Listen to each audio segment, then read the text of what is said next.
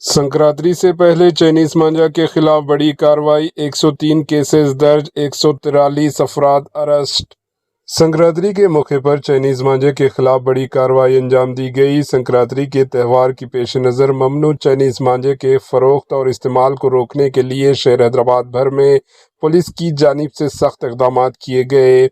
नाजरीन, city commissionerate के दायरे में चलाए गए खुसूसी ड्राइव के दौरान बड़ी मकदार में चाइनीज मांझा जब्त किया गया। पुलिस ने शहर हैदराबाद के तमाम जोन्स में एक साथ कार्रवाइयां अंजाम दी।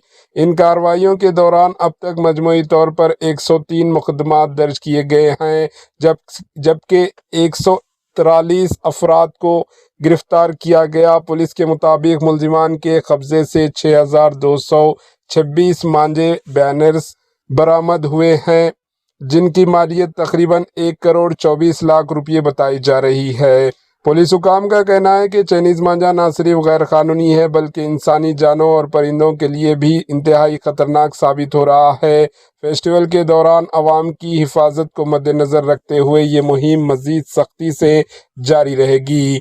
पुलिस ने शहरियों से अपील की है कि वो चाइनीज मांझे से मुकम्मल परहेज करें और महफूज त्यौहार मनाने में इंतजामिया का साथ दें। Bureau report, AHN news.